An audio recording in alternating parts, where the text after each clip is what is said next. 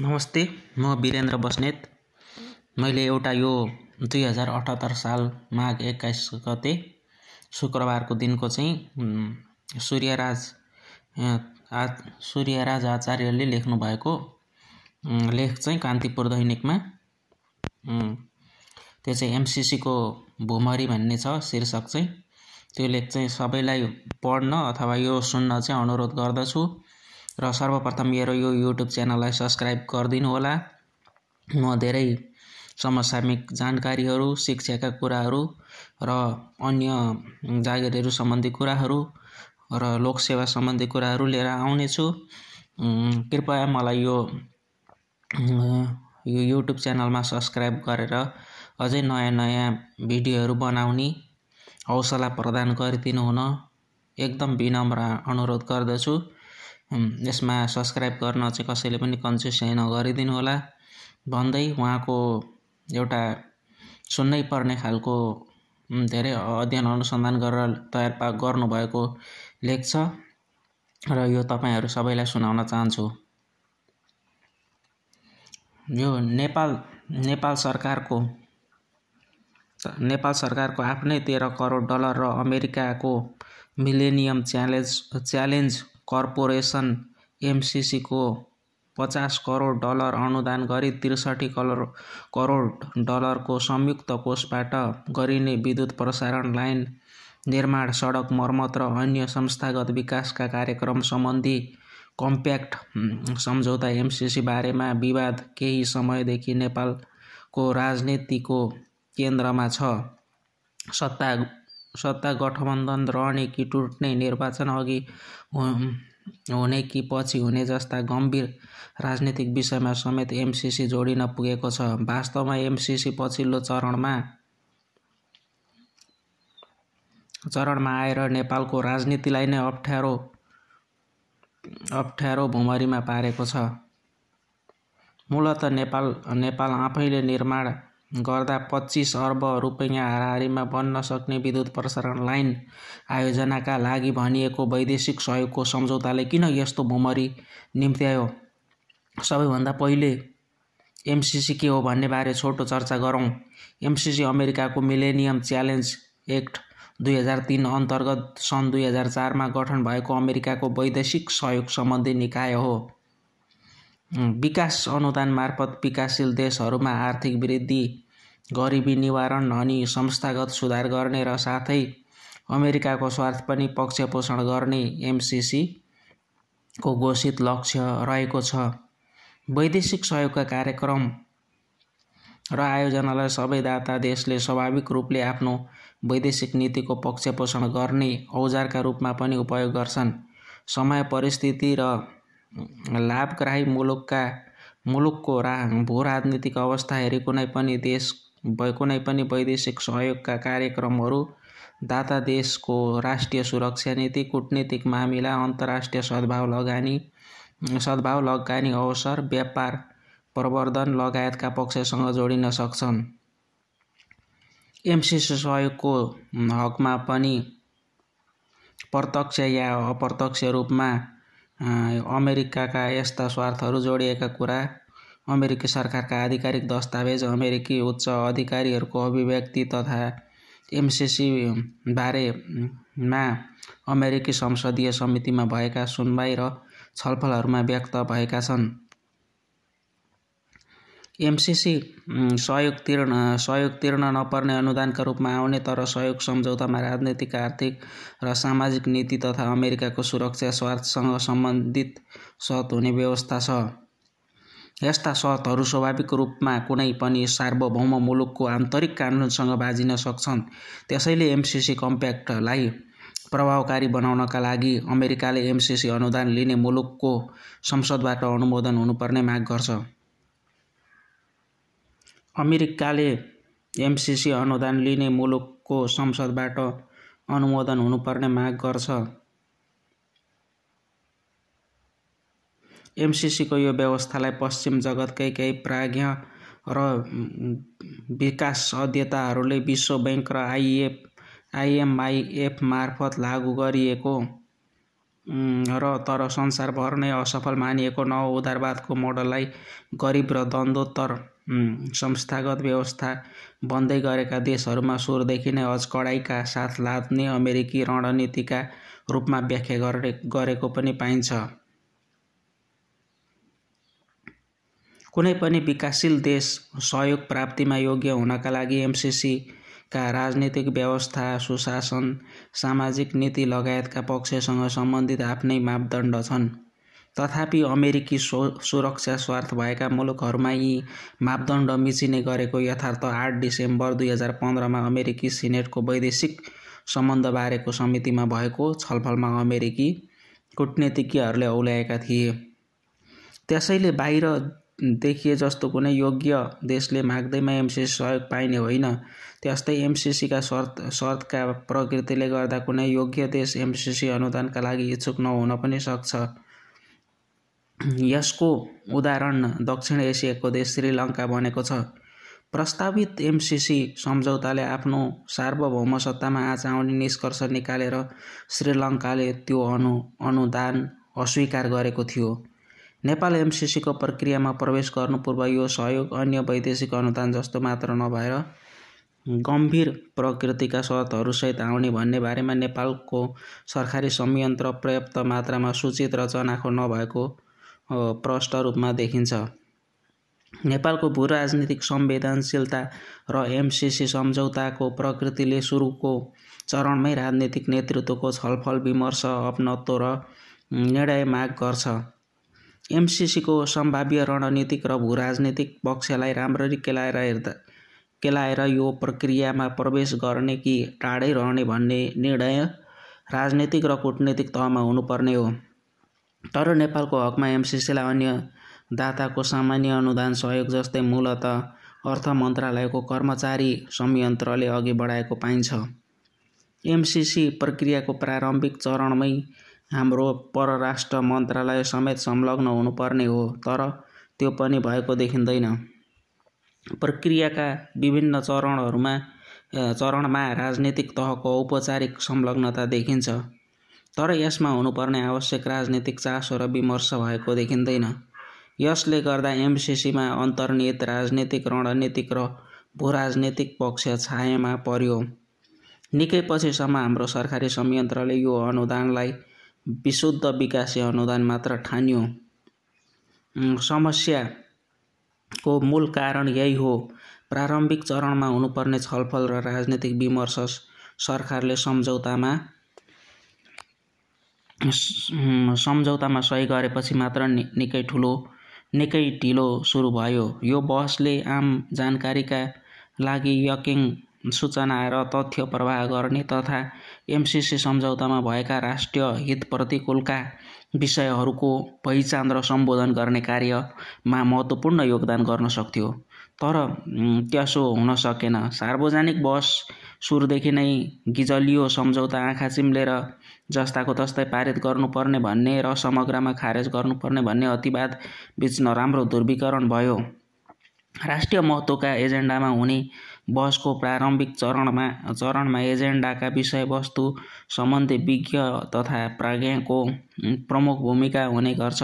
यस्तो बहसले कुनै राजनीतिक आग्रह बिना सत्य तथ्य स्थापित गर्न र वस्तुगत निचोडमा पुग्न सघाउँछ। तर एमसिसीको हकमा तत्कालीन नेकपाको केन्द्रीय नेतृत्वको एउटा समूह एमसिसीको विरोधमा उत्रियो, जसले गर्दा विकासको यो अनुदानलाई दलका गुटहरू बीचको दाउपेचका लागि राजनीतिकरण गरिएको सन्देश गयो। यो समूहको एमसिसी अमेरिकाको चीनलाई घेर्ने रणनीति अन्तर्गत आएकाले नेपालले विरोध गर्नुपर्छ भन्ने तर्क आफैमा गैर जिम्मेवार थियो। नेपालले आफ्नो हित अहित हेर्ने हो, सम्भाव्य भू-राजनीतिक छिटालाई व्यवस्थापन गर्न सक्ने नसक्ने आफैले लेखाजोखा गर्ने हो। छिमेकी भारत या चीनको हित अहित हेरेर आफ्नो नीति तय गर्ने होइन। राजनीतिक तहमै एमसिसी विवादास्पद भएपछि आम नागरिकका तहमा अनुमान र आशंकाले ठाउँ पायो। एमसिसीसँगै अमेरिकी सेना र मिसाइल आउने अतिरञ्जित कथ्य पनि फैलियो। एमसीसी सम्झौतालाई जस्ताको तस्तै संसदबाट पास गर्ने भनी पैरवी गर्ने समूह पनि सम्झौतामा भएको कमी कमजोरी सच्याएर कसरी समाधान निकाल्ने भन्ने तर्फभन्दा विरोध गर्नेका केही अतिरञ्जित आशंकाप्रति बौद्धिक प्रतिक्रिया छाट्नमै रमायो। तत्कालीन केपी ओली सरकारका मन्त्रीहरू, नेपाली काङ्ग्रेसका नेताहरू र दल सम्बद्ध बौद्धिकहरू, पूर्व कर्मचारी तथा सरकारी पदाधिकारीहरू रहेको यो समूहका कतिपय व्यक्ति एमसीसीको प्रक्रियामा समेत सामेल थिए र उनीहरूसँग यो प्रक्रियाको आन्तरिक सूचना पनि थियो। त्यस हिसाबले समग्र एमसीसी प्रक्रिया र नेपालका कमी कमजोरीहरूको आत्मसमीक्षा गर्दै आम सहमति हुन सक्ने निकासतर्फ बहसलाई डोर्याउन यो समूहले महत्त्वपूर्ण भूमिका खेल्न सक्थ्यो। तर जङ्गेले बोलेपछि बलियो शैलीमा एमसीसी सम्झौता त्रुटिरहित र उत्कृष्ट रहेको एकोरो ढिपीमा यो समूहले बहसको महत्त्वपूर्ण समय खर्चियो।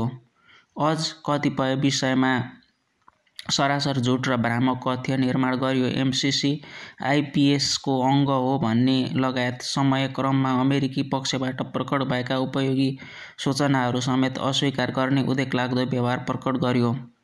नेपालको हितमा भएका विभिन्न बुँदा धेरै चर्चामा आइसकेका छन्। यहाँ केही बुँदा मात्र संक्षेपमा चर्चा गरौँ। एमसीसीको कम्प्याक्टको दफा 3.3 अमेरिकी मिलेनियम च्यालेन्ज ऐन 2003 को दफा 607 आकर्षित हुने व्यवस्था छ।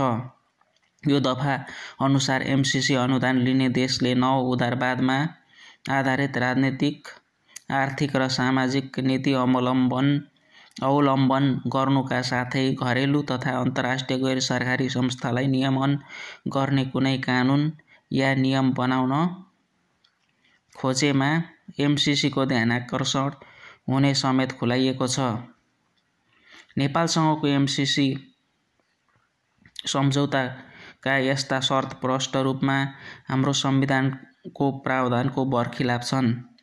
एमसीसी लिने Tanzania, Nicaragua, Malawi, Madagascar, Burkina Faso जस्ता मुलुकमा चुनाव धाँधलीको आरोप वा सत्ता परिवर्तनका कारण एमसीसीले एकतर्फी रूपमा सम्झौता भङ्ग या निलम्बन गरेर सहयोग अनुदान रोकेको थियो। त्यस्तै घानामा विद्युत प्रसारण प्रणाली एमसीसीले चाहेअनुसार बहुराष्ट्रिय निजी कम्पनीको आधिपत्य हुने गरी निजीकरण गर्न घाना सरकारले अस्वीकार गरेको हुनाले एमसीसी अनुदान निलम्बन गरिएको थियो। ती कारणको औचित्यका बारेमा कुरा छुट्टै तर राजनीतिक तथा आर्थिक नीतिका मामिलामा दाताले दबाब दिन मिल्ने गरी कुनै विकास सहयोगको सम्झौता गरिनु सार्वभौम सत्ताका हिसाबले वाञ्छनीय हुँदैन। नेपालले भिन्न राजनीतिक प्रणाली र मूल्य मान्यता भएका मित्र राष्ट्रहरूसँग विकास सहयोग लिनुपर्छ। तर हरेक दाताले अवलम्बन गरेको राजनीतिक, आर्थिक र सामाजिक मूल्य मान्यता वैदेशिक सहयोगका सम्झौतामा लेखेर संसदबाट कानुनसरह हुने गरी पास गर्दै जाने हो भने हाम्रो संवैधानिक व्यवस्था र सार्वभौम सत्ता कहाँ पुग्ला? राजनीतिक, आर्थिक र सामाजिक विषयमा हामीलाई बेला बखतमा छडी लगाउनका लागि एमसीसी चाहिएको हो र? एमसीसी सम्झौताको दफा 5.1 मा नेपालले अमेरिकाको सुरक्षा स्वार्थ प्रतिकूलका गतिविधि गर्न नहुने भन्ने व्यवस्था छ। भ्रममा नपरौँ, यस्तो शर्तको दायरा एमसीसीको पक्षधरले तर्क गर्ने जस्तो एमसीसीको अनुदानको $50 करोड प्रयोग अमेरिकी सुरक्षा स्वार्थ विपरीत नहोस् भन्नेमा मात्र सीमित छैन। अमेरिकाले आवश्यक ठानेमा अनुदान लिने देशले गर्ने कुनै पनि गतिविधिमा यो शर्त आकर्षित हुन सक्छ र अमेरिकाको सुरक्षा स्वार्थभित्र के पर्न सक्छन् भन्ने कुरा अमेरिकाले नै परिभाषित गर्नेछ। त्यो पनि अहिलेका र पछि बन्ने अमेरिकी कानुन र नीति अनुसार। वास्तवमा नेपाल ले कुनै पनि मित्र राष्ट्रको विरोधमा गतिविधि गर्ने कुरा सोच्न पनि सकिँदैन।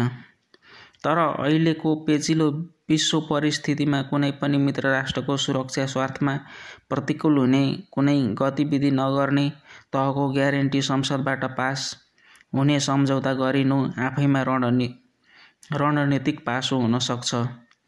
एउटा सुपर पावरको सुरक्षा स्वार्थ प्रतिकूल नहुने भन्ने अमूर्त र असीमित दायराको अर्थ लगाउन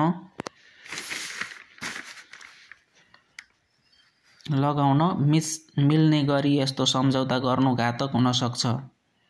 सन् 2017 को मूल सम्झौताको दफा 5.5 र 2019 का कार्यान्वयन सम्झौताको दफा 5.8 अनुसार केही बुँदा आयोजनाको 5 वर्षे अवधिपछि पनि अनन्तकालसम्म लागू हुने प्रावधान छ। केही गरी यो सम्झौता बीचमै भङ्ग गरियो भने पनि यी बुँदा अनन्तकालसम्म रहनेछन्। एमसीसीका पक्षधरले दाबी गरे जस्तो यी